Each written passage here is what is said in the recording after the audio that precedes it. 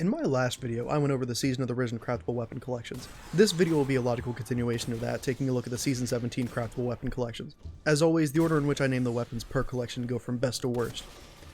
Starting with the refurbished collection in the Opulent collection, we have CALUS Mini-Tool, the Solar Lightweight SMG, Drang Baroque, the Solar 300 Sidearm, Beloved, the Solar Adaptive Sniper, and Austringer, the Kinetic 140 Hand Cannon.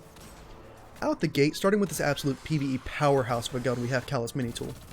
This thing melts through ads like a hot knife through butter. With the correct combination of perks, you can turn a densely packed angry room into an equally angry ball of fire in less than a magazine. It's not too shabby in PvP either, being a hot and popular gun for close range dueling. The overwhelmingly popular Incandescent in the fourth slot can be paired with Threat Detector or Unrelenting in the third, and for PvP we've got your choice of Slideways, Threat Detector, or Moving Target with Eye of the Storm or Tap the Trigger. Another hot option up on the list next with Drang. People still use this thing in PvP to this day because of its insane performance in close range duels, being an immensely powerful air shooting option for hunters especially. In PvE it's not horrible either, having Wellspring, Disruption Break, and Well-Rounded in the third slot, as well as the ever popular Incandescent. Like I said though, this thing is built for PvP dueling, having Moving Target, Eye of the Storm, or even Quick Draw in the third slot, with Zen Moment, Rampage, and Swashbuckler as options in the fourth. Up next is a slightly less potent but classic weapon in Beloved. This thing when it first dropped was all I ever saw PvP long-range duelists using, often to remove the thoughts and feelings of someone from the rest of the body. Adaptives being ever the stat monsters, this thing being an energy slot option is quite the pick.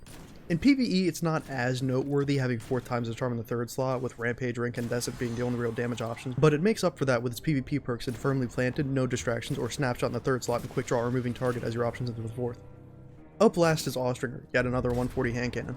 Honestly, this thing's not horrible, but there's so many other 140s that it's like staring at the ice cream section in the grocery store. It's got the classic PvE combo of Outlaw Rampage, as well as another combo in Triple Tap Frenzy, but I find it's more potent as a PvP weapon with perks such as Snapshot or Eye of the Storm in the third slot, as well as Rangefinder or Opening Shot in the fourth.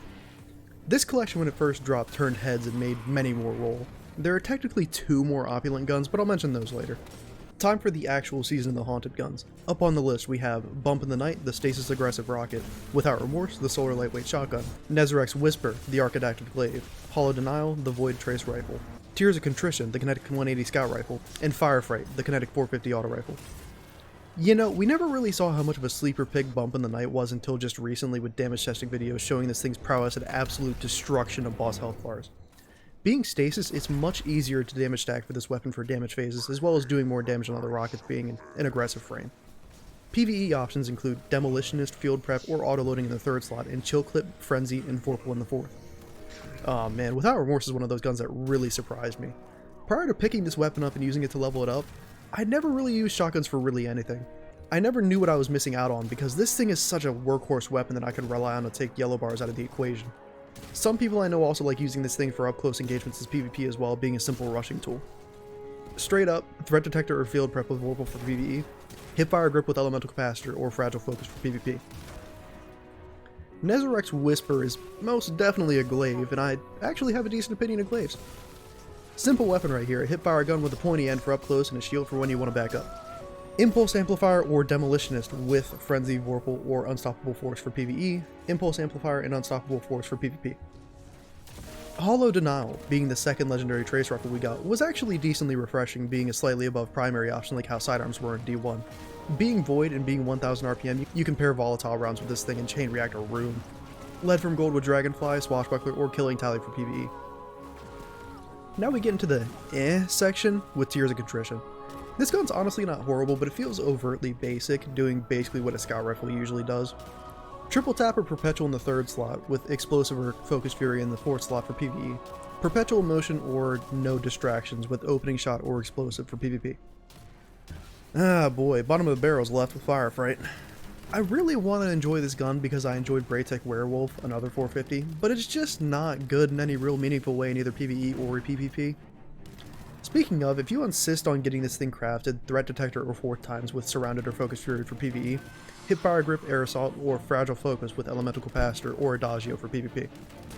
Alrighty, we have 2 weapons left, which are technically opulent guns but only come from Duality, hence why I separated them from the rest.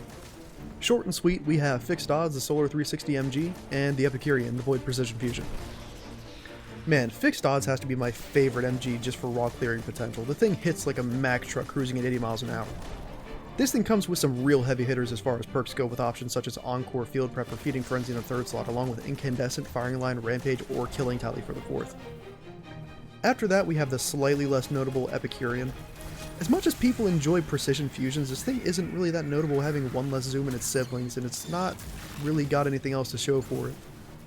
Feeding Frenzy or Surplus for the 3rd slot, Swashbuckler for the 4th for PvE, Snapshot or Surplus with Moving Target or Rangefinder for PvP. That does it for this video. Short and sweet with these few collections. Honestly, the non-duality guns are reasonably easy to get, especially with the daily deep sight focusing we have nowadays. And the grind for duality isn't horrible, at least compared to how it was originally. That does it for this video. If you found this video informative, drop a like and a subscribe to show that you want more of these. If you have anything special to share about these weapons or your personal rankings, put them down below in the comments and help boost engagement. Anyway, appreciate you. Have a good one.